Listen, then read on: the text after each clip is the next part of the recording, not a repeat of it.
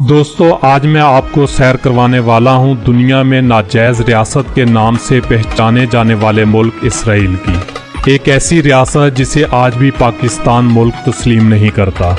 Israel इस वक्त दुनिया में फ़लस्तीनी मुसलमानों का सबसे बड़ा कातिल तस्लीम किया जाता है। ये मुल्क एक ऐसी सरजमीन का हिस्सा है जिसे अंबिया अलैहिस्सलाम की सरजमीन कहा जाता है, लेकिन फिर भी ये सेहूनी रियासत जुल्म व बर्बरियत से बाज नहीं आती। इसराइल दुनिया का एक छोटा मगर इंतहाई खूबसूरत और जदीद मुल्क है। इसराइल मिडल ईस्ट का सबसे छोटा मुल्क माना जाता है। इस मुल्क में दुनिया भर में यहूदियों की सबसे ज़्यादा आबादी रहायश पजीर है। इसके बाद सबसे ज़्यादा यहूदी अमेरिका में रहते हैं। इसराइल जदीद साइंस और टेक्नोलॉजी की बदौलत दुनिया का 8वां ताकतवर तरीन मुल्क माना जाता है।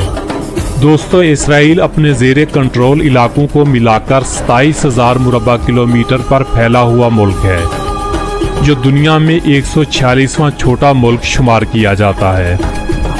इसके शुमाल में लिबनान, मशरक में शाम, उर्दन और फ़लस्तीन, जनूब में मिस्र और मगरब में बहीरा रूम का वसी और अरीज़ साहिल लगता है। 2021 के अदाद-ओ-शुमार के मुताबिक इसराइल की आबादी 93,45,820 अफराद पर मुश्तमिल है, जो दुनिया में अपनी आबादी के लिहाज से 99 नंबर पर आने वाला छोटा मुल्क शुमार होता है। 2008 में इसराइल की आबादी 74,12,000 अफराद पर मुश्तमिल थी और इन 13 सालों में 20 लाख के करीब आबादी का यूं बढ़ जाना मुसलमानों के लिए काबिल गौर बात है।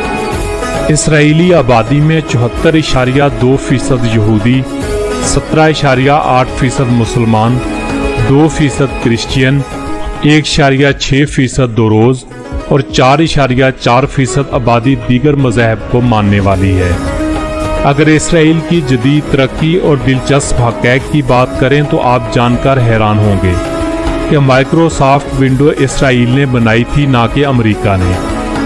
मेट्रोला कंपनी और मेट्रोला मोबाइल भी इसराइल की पैदावार है। दुनिया में सबसे पहला छोटे साइज का मोबाइल भी इसराइल में बनाया गया था। USB पोर्ट और USB इसराइल की इजाद है। वॉइस मेल टेक्नोलॉजी को बनाने वाला मुल्क भी इसराइल है। इसी तरह कंप्यूटर में इस्तेमाल होने वाला एंटीवायरस भी सबसे पहले इसराइल में ही बनाया गया था। अमेरिका, चीन और रूस के बाद सबसे पावरफुल एयरफोर्स भी इसराइल के पास है, जो अपनी ताकत के हिसाब से दुनिया में चौथे नंबर पर शुमार होता है। इसराइल का दारुल हुकूमत यरूशलेम है, जिसे मुसलमानों की अक्सरियत तस्लीम नहीं करती। इस मुल्क का सबसे बड़ा शहर तेल अबीब है। ये शहर इतना तरक्की याफ्ता और साफ सुथरा है कि यहाँ आकर आपको यूरोप के किसी शहर का गुमान होने लगेगा। अरबी और इब्रानी यहाँ पर बोली जाने वाली सरकारी जुबानें हैं। दरियाए उर्दन से इसराइल की ज़री अराज़ी को सैराब किया जाता है। इस मुल्क में मीठे पानी की कमी है, लेकिन फिर भी ये अपनी ज़रूरत का 100% अनाज खुद ही पैदा करता है। इसराइल दुनिया का पहले नंबर पर आने वाला मुल्क है जो सबसे ज़्यादा बिजली सोलर सिस्टम से हासिल करता है। इसराइल को पूरी दुनिया के यहूदी ममालिक, अमेरिका और यूरोपीय ममालिक समेत फौजी, मुआशी और इक़्तिसादी इमदाद हासिल है, जिस वजह से यह मुल्क मिडल ईस्ट का सबसे खुशहाल और ताकतवर मुल्क माना जाता है। इसराइल की लड़कियां पुरानी रवायात को छोड़कर मगरबी तर्ज के मॉडर्न कपड़े पहनना पसंद करती हैं। इस मुल्क की तरक्की में यहाँ की ख़वातीन बराबर की शरीक हैं। मुल्क की 60% कंपनियों की मालिक लड़कियां हैं। इसराइल के ऑफिसेज में लड़कियों की तादाद 60% से भी ज़्यादा है। शायद यही वजह है कि यह मुल्क तरक्की की राह पर गामजन है। इसराइल दुनिया का वाहिद ऐसा मुल्क है जिसमें दुनिया भर की हर रिसर्च कंपनी का रिसर्च सेंटर वाक़ई है। कहा जाता है कि आने वाले वक्त में जंगें हथियारों से नहीं बल्कि कंप्यूटर के सामने बैठकर इंटरनेट पर लड़ी जाएंगी और इंटरनेट के ज़रिए किसी भी मुल्क का दिफाई निज़ाम, सैटेलाइट और इंटरनेट हैक कर लिया जाएगा।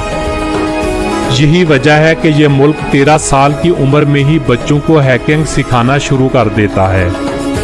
اسرائیل کے پاس دنیا کی بہترین دفاعی ٹیکنالوجی موجود ہے۔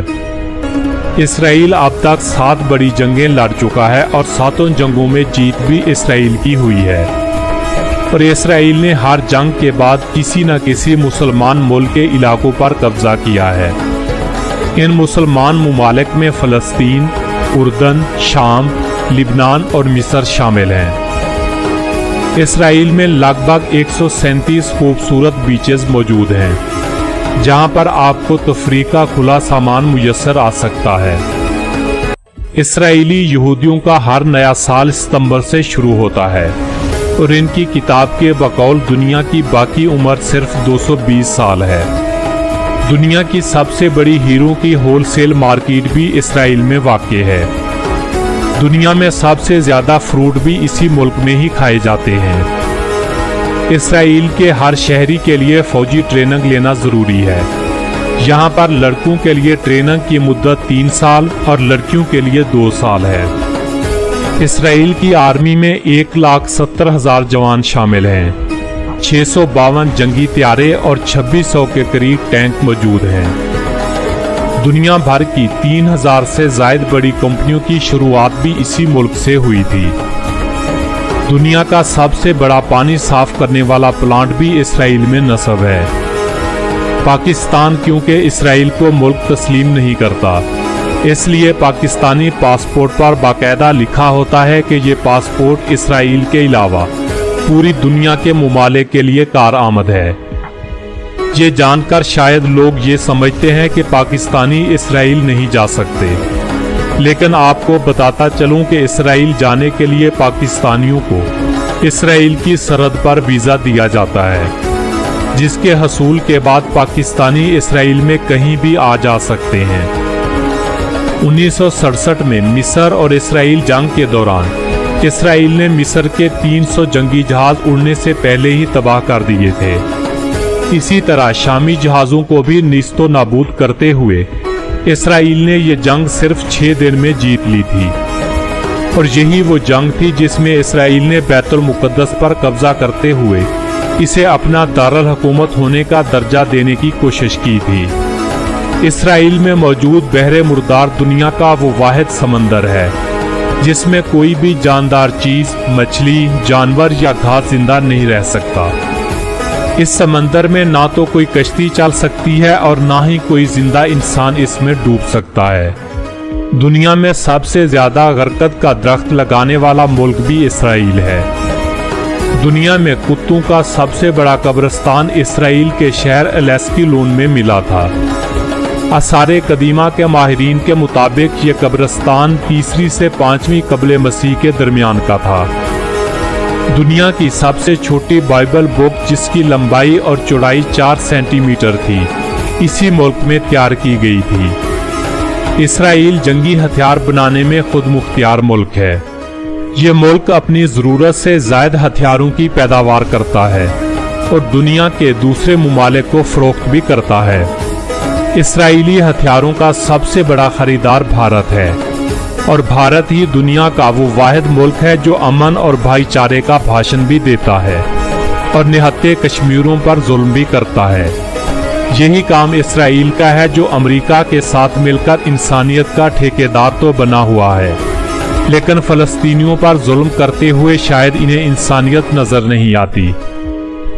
دوستو، گزشتہ چند دنوں سے اس ناجائز ریاست نے فلسطینیوں پر ظلم کے وہ پہاڑ توڑے ہیں جس کے زخم شاید تا قیامت نہ بھر سکیں۔